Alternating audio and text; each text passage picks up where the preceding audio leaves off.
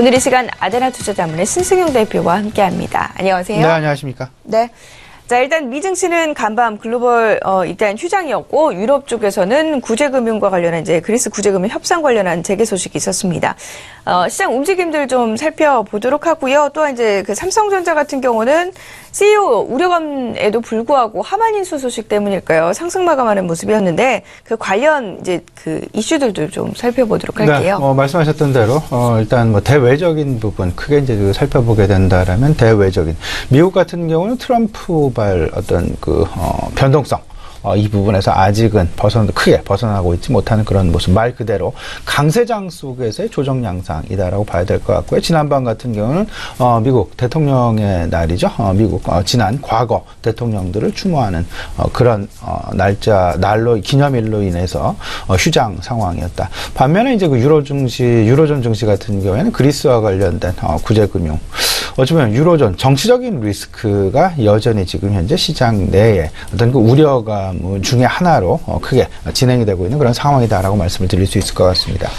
3월 달에는 네덜란드 총선이 지금 예정이 되어 있고 4월 달, 5월 달은 프랑스의 대통령 선거, 그리고 9월 달에는 독일의 총선이 예정되면서 실질적으로 뭐 그리스 구제금융 7월 달 지금 예정이 되어 있는 그런 상황이긴 합니다만은 그에 앞서서 프랑스의 어떤 그 브렉시트의 가능성이 그에 앞서서 조금은 더 큰 변동성을 만들어낼 수 있는 어떤 그 정치적인 이슈다라는 부분 꼭 좀 마음속에 새겨 두셔야 될 것 같고요.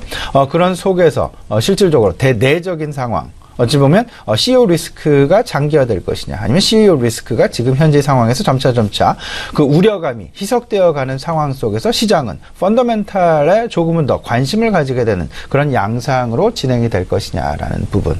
어찌됐건 시장은 다소간 기간 조정의 양상의 진행이 될 그 가능성이 높지 않겠냐라는 그런 부분들 생각을 좀 해둘 필요는 분명히 있어 보인다라는 말씀 아울러서 좀 드려보겠습니다. 그 속에서 앞서서 말씀을 드렸던 펀더멘탈과 관련된 부분, 시장의 대표주자를 좀 생각을 해봐야 되겠죠. 대표주자 뭐니 삼성전자, 그리고 뭐 SK하이닉스, 그리고 한국전력, 그리고 LG화학, 현대자동차 등등 뭐 여러 가지 이제 그 대표 주자들이 포진해 있습니다만은 그 중에서도 특히나 최근 업종별로 가장 큰 호황에 대한 기대감을 누리고 있는 반도체 업종을 놓고서 실질적으로 시장 여러 가지 지금 의견들이 많이 나오고 있다. 혹자는 그 반도체 업황의 호황 국면은 장기화될 것이 분명하다. 하지만 혹자는 또 어느 순간에 그 지금 현재 호황 국면이 반도체 가격의 하락이 바로 이제 그 꺾여지게 나타나게 되면서 주가에 급락이 나타나게 되는 건 아니냐라는 그런 조금 서로 상반된 의견이 시장 내에 존재하고 있다라는 부분.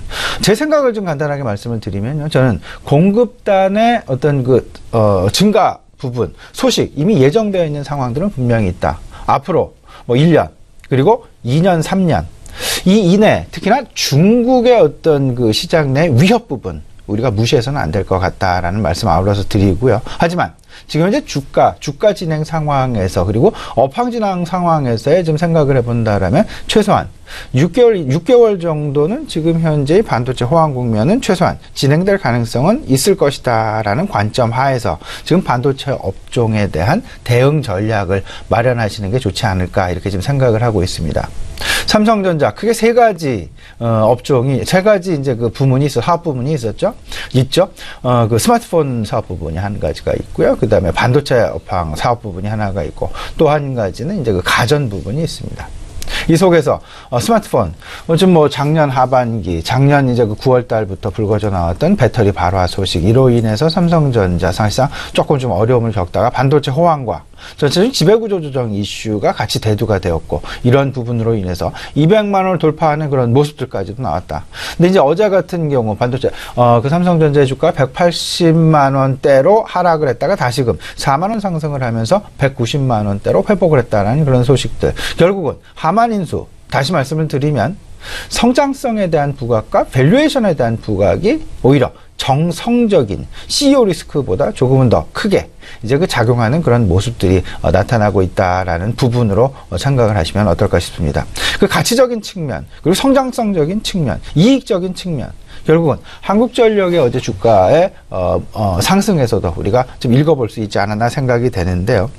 전체적인 반도체 업황의 개선, 뭐 화학업종의 개선, 정유업종의 개선, 이런 부분 모든 것이 다 최소한 한 6개월 정도의 어떤 그 업황의 호전 부분, 이를 놓고 미리 시장은 선반영을 해 나가는 그런 과정 속에 있다라고 보셔야 될 것 같습니다.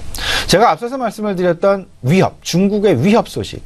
이 부분은 중국 2025년까지 그들의 돈으로 1조 위안, 우리 돈으로 168조 원, 삼성전자의 1년간 설비 투자 금액이 13조 원이다라는 부분을 감안을 해본다라면 12배에서 15배에 이르는 설비 투자, 반도체 관련 설비 투자를 2025년까지 하겠다라는 그들의 목표이고 계획이고, 이에 맞물리게 되면서 2020년까지는 지금 현재 삼성전자, SK 하이닉스의 웨이퍼 기준으로 반도체 생산량을 계산을 해보면 약 한 139만 장.